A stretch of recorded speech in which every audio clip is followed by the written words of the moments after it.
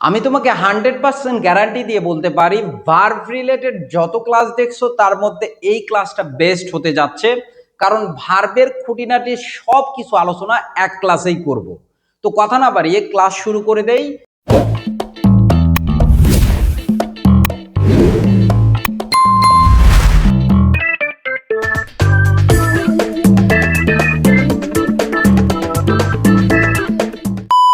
একটু মনোযোগ দিয়ে ক্লাসটা দেখবা এবং একটু সময় নিয়ে দেখবা, যাতে করে পরবর্তীতে আর সেকেন্ড টাইম কোনো ক্লাস করতে না হয়।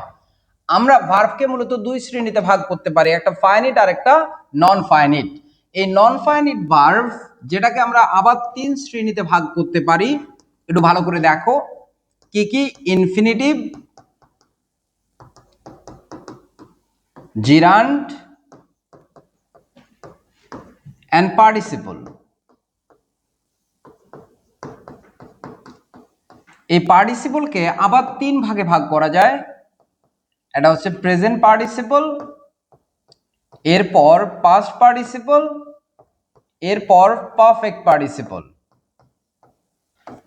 এবার দেখো এই যে ফাইনিট ভার্ব আছে, যেটাকে আমরা ফাইনিট ভার্ব অর্থাৎ সমাপিকা ক্রিয়া বলতেছি, এটা আবার দুই প্রকার। এটা হচ্ছে প্রিন্সিপাল, আর একটা অক্সিলারি। এই অক্সিলারি ভার্ব আবার দুই প্রকার, একটা প্রাইমারি অক্সিলারি আর একটা হচ্ছে মডাল অক্সিলারি। এবার দেখো এই যে প্রিন্সিপাল ভার্ব পাইলাম, এটাকে আবার দুই শ্রেণীতে ভাগ করা যায়, একটা ট্রানজিটিভ, অপরটা ইনট্রানজিটিভ। আমার লেখা শেষ হয়ে গেলে তোমরা একটা স্ক্রিনশট নিয়ে রাখবা। এবার দেখো আমরা যেটাকে ট্রানজিটিভ ভার্ব বলতেছি, এই ট্রানজিটিভ ভার্ব আবার তিন প্রকার। কি কি একটু দেখে নেই: কগনেট,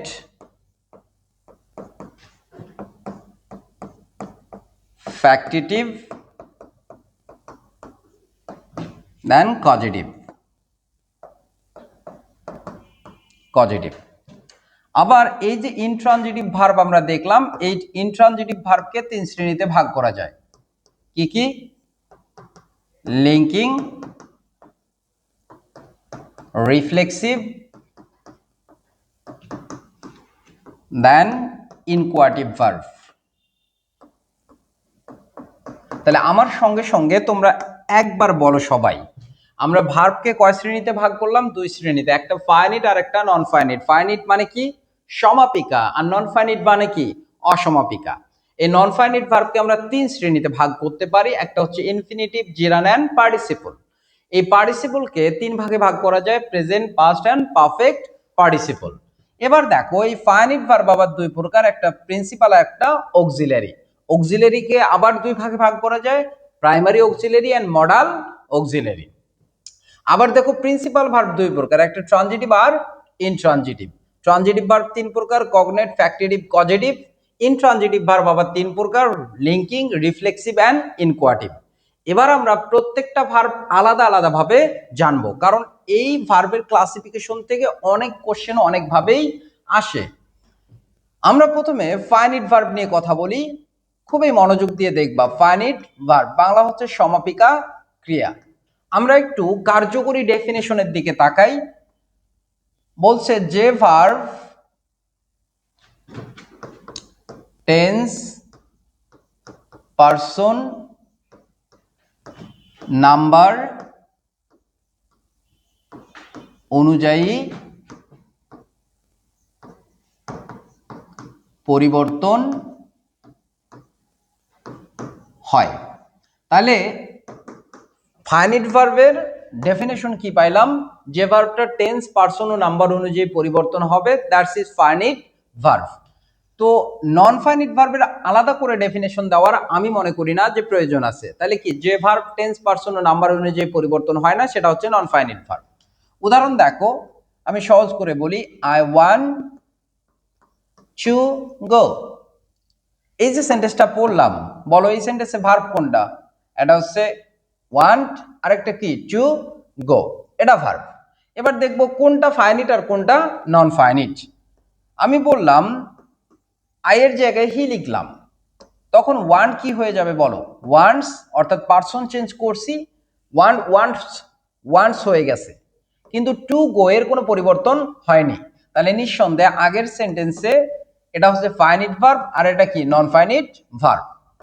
এবার দেখো আমি টেন্স পরিবর্তন করব, থার্ড পারসনে রাখছি, ওয়ান প্রেজেন্ট টেন্স থেকে যখন পাস্ট টেন্স করে ফেললাম ওয়ান্টেড হয়ে গেল, কিন্তু টু গো এর কোনো পরিবর্তন হয়নি। তার মানে প্রতিটা সেন্টেন্সে এই ওয়ান্টস, ওয়ান্টেড, ওয়ান্ট এগুলো ফাইনিট ভার্ব, আর টু গোটা কি নন ফাইনিট ভার্ব। বুঝতে পারছি? কোনো সমস্যা? আমি যদি খুব সহজ করে কথাটাকে বলি, বইয়ের ভাষায় না বলে একদম অসামাজিক ভাষায় অর্থাৎ ইনফর্মাল কথায় যদি বলি, সাবজেক্টের ঠিক কাছে যে ভার্বটা থাকবে সেটা হবে ফাইনিট ভার্ব, আর সাবজেক্ট থেকে দূরে বা সাবজেক্টের জায়গায় যে ভার্বটা থাকবে সেটা হবে নন ফাইনিট ভার্ব। যেমন উদাহরণ দেখো, আমি যদি বলি I saw him playing football, এখানে স সাবজেক্টের কাছে আছে ফাইনিট ভার্ব, প্লেইং সাবজেক্ট থেকে দূরে আছে নন ফাইনিট ভার্ব। আবার আমি যদি বলি walking is good for health, তাহলে ইজটা ভার্ব, ওয়াকিং সাবজেক্টের জায়গায় আছে, দ্যাটস ওয়াই ওয়াকিংটা কি নন ফাইনিট ভার্ব। আশা করি সবাই বুঝছো। এবার আমাকে একটু আলোচনা করতে যাও, এই নন ফাইনিট ভার্ব তিন প্রকার আমরা লিখলাম একটু আগে, যে ইনফিনিটিভ, জিরান, পার্টিসিপল। তাহলে টু গো যদি নন ফাইনিট ভার্ব হয় তাহলে এই তিনটার যে কোনো একটাতে পড়বে, কোনটাতে পড়বে সেটা আমরা দেখি, এটাকে আমরা ইনফিনিটিভ বলবো। তাহলে আমরা ইনফিনিটিভের ডেফিনেশন পেয়ে গেলাম।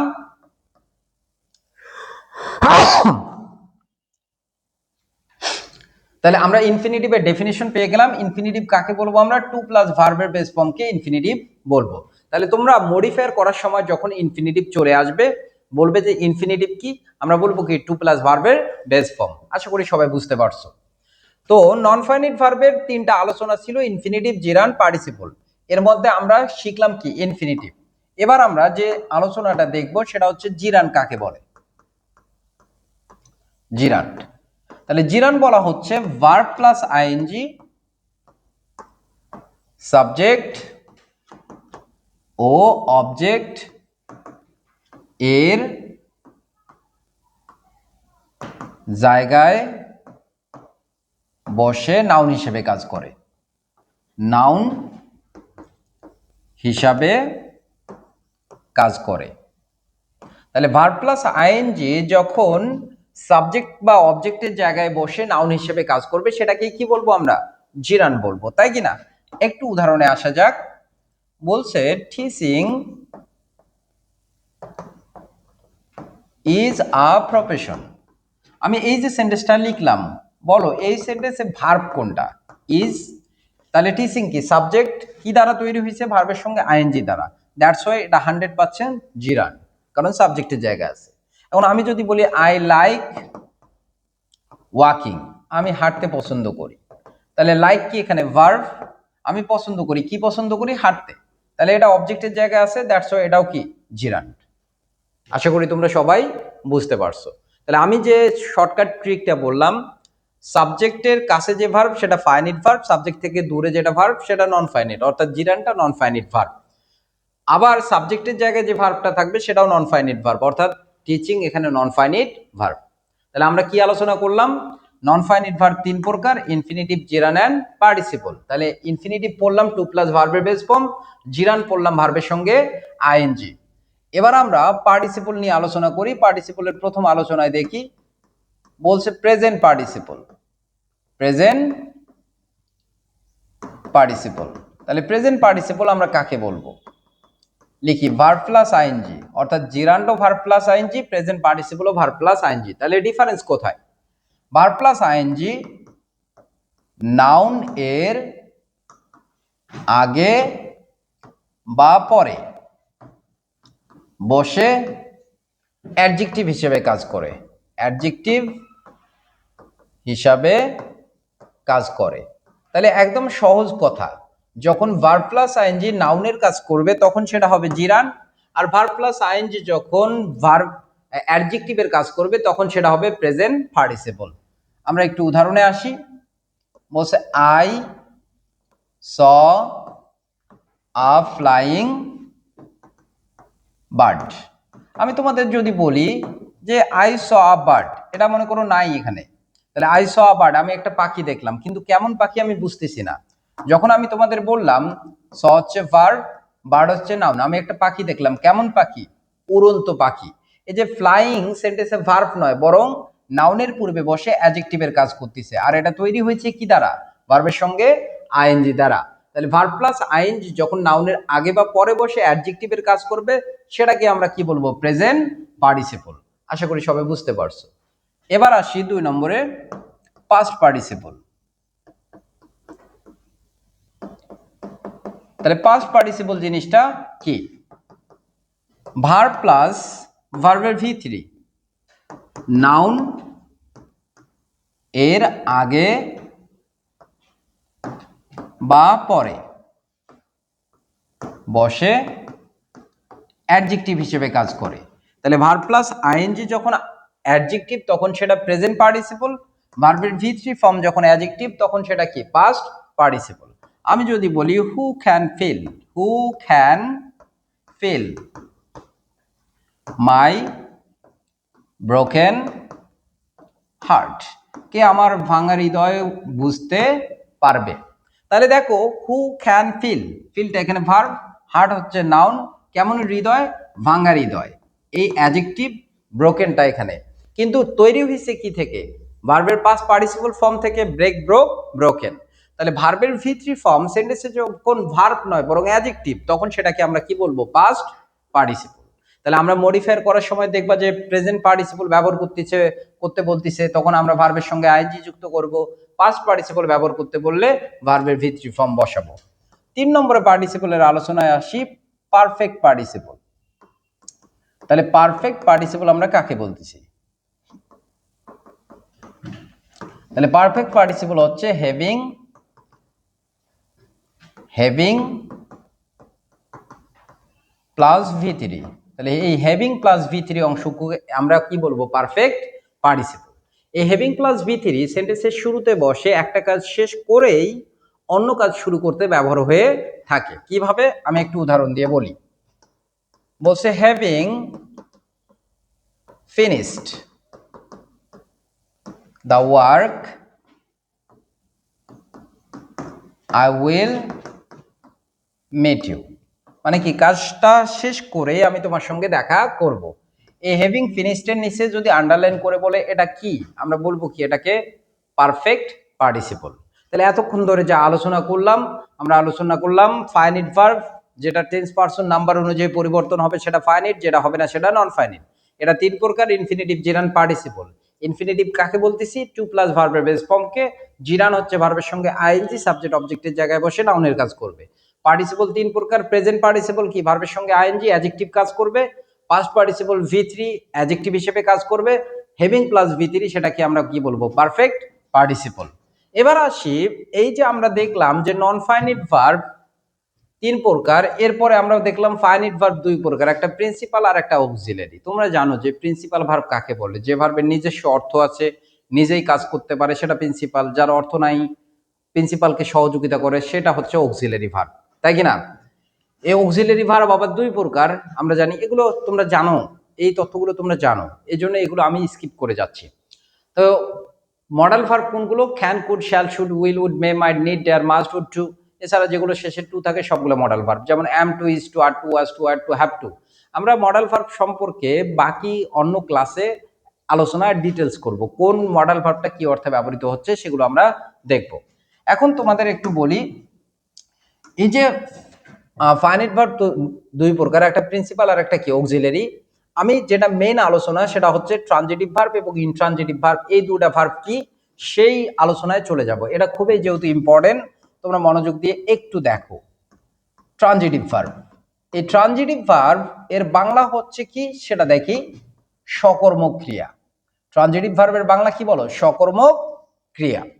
তাহলে ট্রানজিটিভ ভার্বের বাংলা যদি হয় সকর্মক ক্রিয়া, তাহলে কর্ম জিনিসটা কি?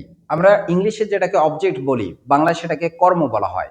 আমরা ইংলিশে যেটাকে সাবজেক্ট বলি, বাংলায় সেটাকে কর্তা বলা হয়। তাহলে কি দেখলাম আমরা? সহজ ডেফিনেশন বলি, যে ভার্ব এর পর অবজেক্ট থাকে। আমরা দেখব যে ভার্বের পর অবজেক্ট থাকে সেটা হবে কোন ভার্ব বলো? Transitive verb. আর যার পরে অবজেক্ট থাকবে না সেটা কি? Intransitive verb. উদাহরণ দেখো, আমি যদি বলি হি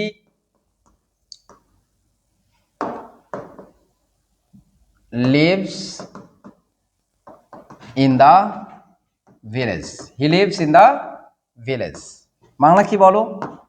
সে গ্রামে বসবাস করে। বলো এটা ট্রানজিটিভ না ইনট্রানজিটিভ? অনেকে বলবা কি এটা transitive verb, subject verb object আছে। আসলে আমাদের শেখানো হয়েছে কি একটা সেন্টেন্সের গঠন কি সাবজেক্ট ভার্ব অবজেক্ট। অ্যাকচুয়ালি ভার্বের পর যে অংশটুকু থাকবে সেটা 100% অবজেক্ট এটা না। অবজেক্ট হতেও পারে না হতে পারে, কারণ ভার্বের পর তিনটা জিনিস থাকে।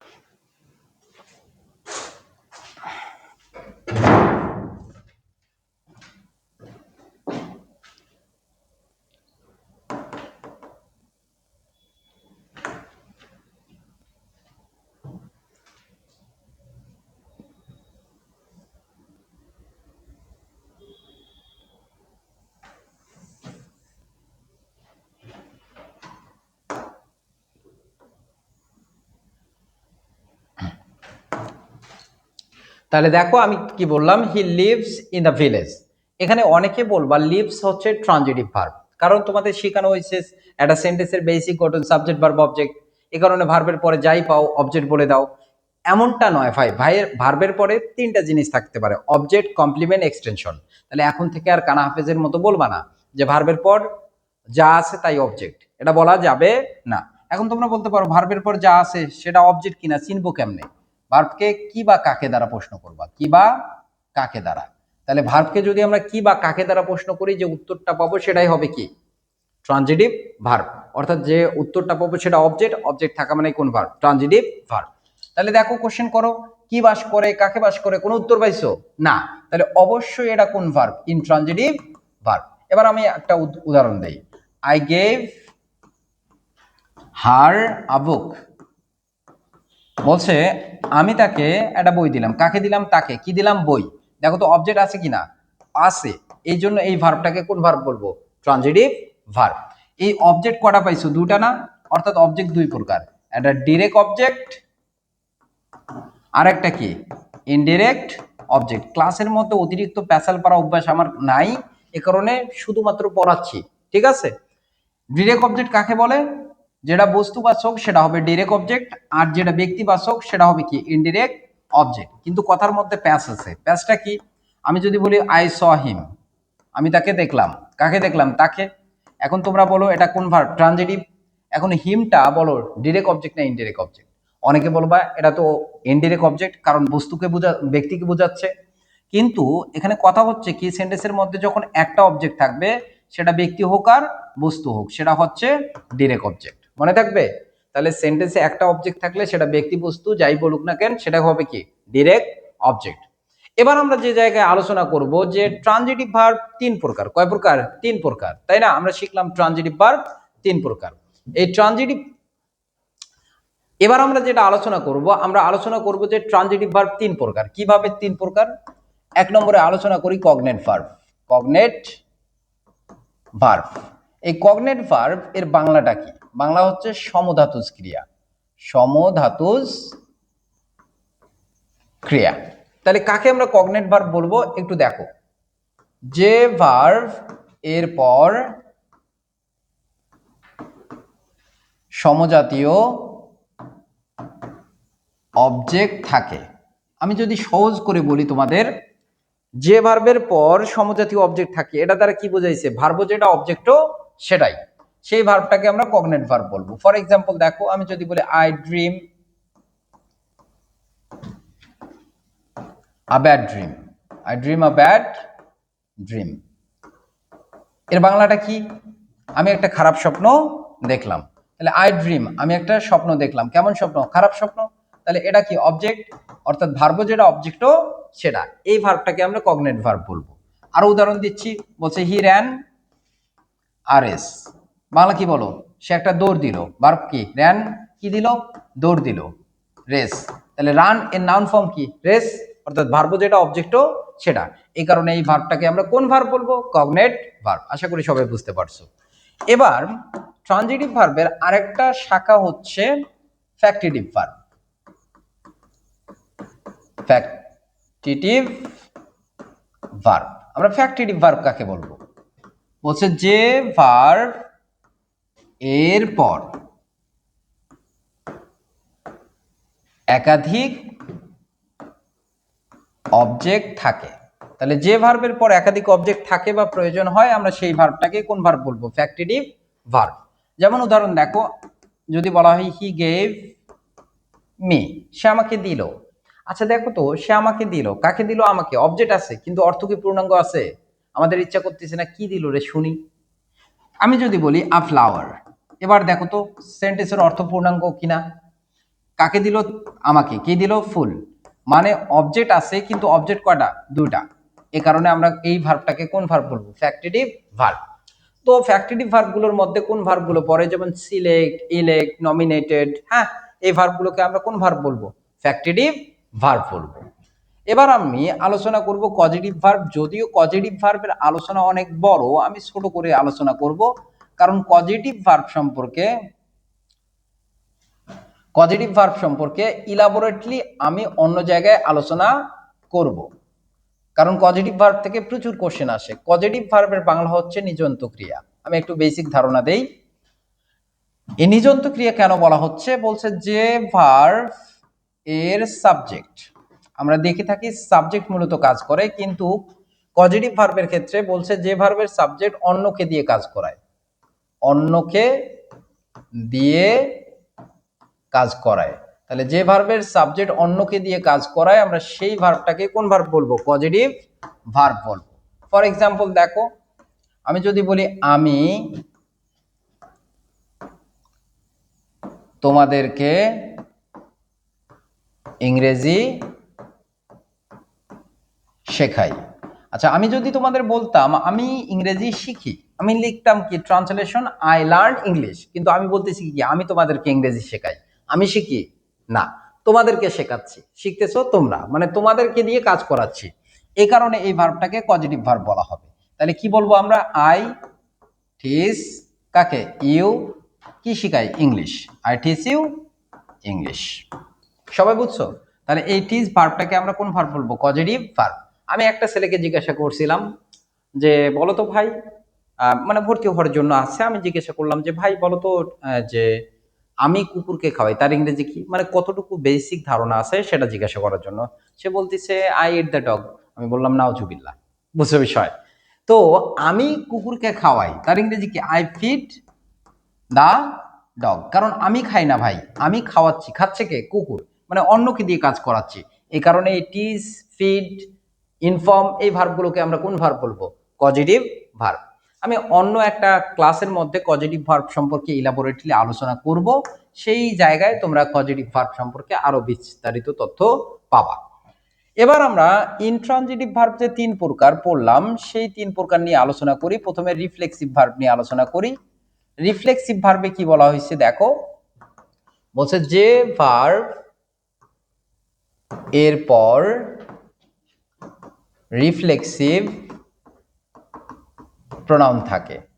তোমরা আমার প্রোনাউনের ক্লাস করে আসলে মনে থাকবে তোমাদের যে রিফ্লেক্সিভ প্রোনাউন কাকে বলে। যে প্রোনাউনের শেষে, রিফ্লেক্সিভ প্রোনাউনের শেষে কি থাকে? সেলফ বা সেলফস থাকে।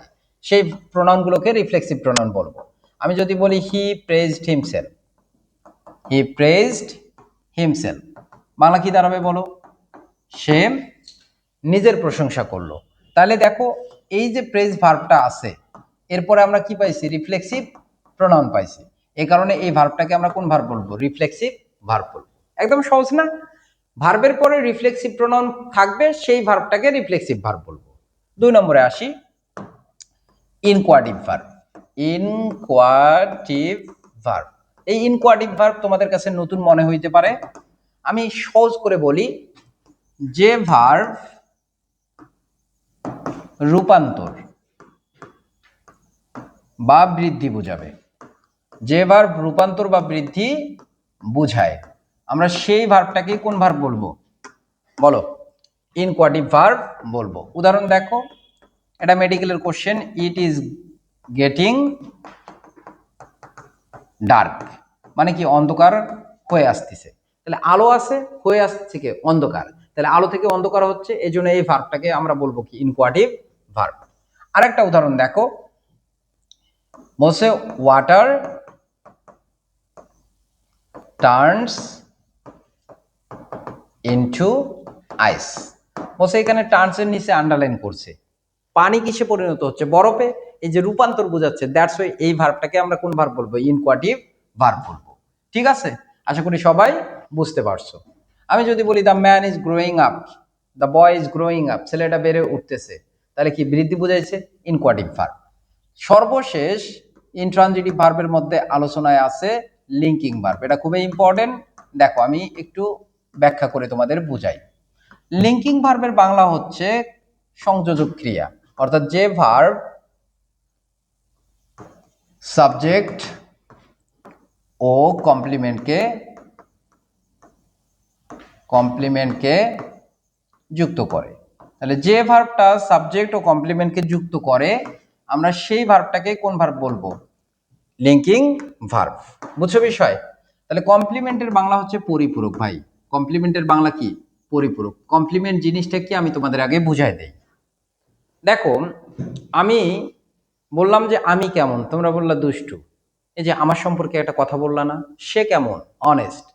এই যে তার সম্পর্কে একটা কথা বললা, এই কথাগুলোকে, কমেন্টগুলোকে আমরা কমপ্লিমেন্ট বলতেছি। অর্থাৎ সাবজেক্ট সম্পর্কে যে অভিন্ন কথা বলা হয় সেটাই কি, কমপ্লিমেন্ট। আমি একটা ক্লাসে অবজেক্ট এবং কমপ্লিমেন্ট নিয়ে আলোচনা করে রাখছি, দেখে আসবা।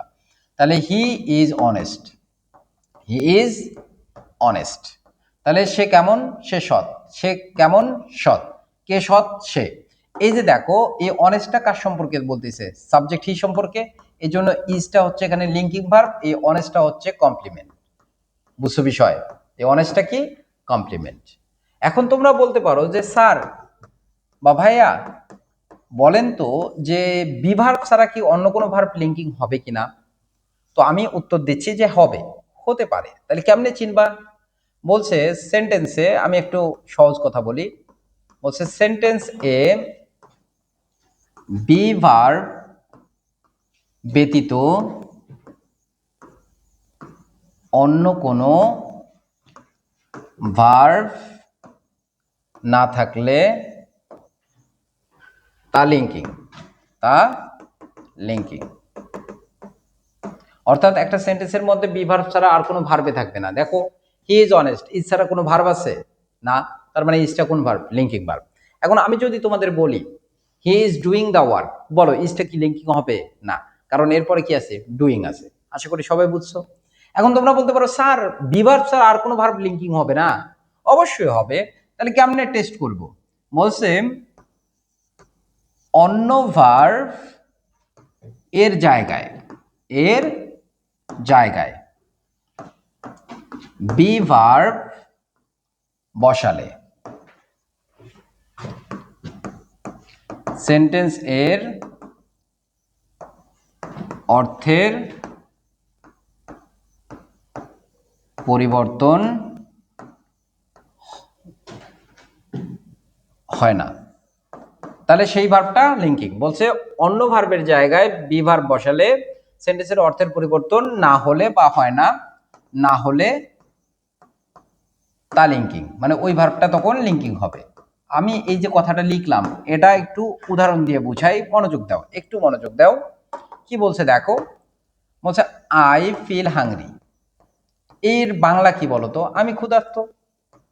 তাহলে আই এম হাংরি একই অর্থ কি না, তাহলে এই ভার্বের জায়গায় আমি বি ভার্ব বসাচ্ছি, সেন্টেন্সের অর্থের কোনো পরিবর্তন নাই, তাহলে নিঃসন্দেহে ফিল এটা লিঙ্কিং ভার্ব।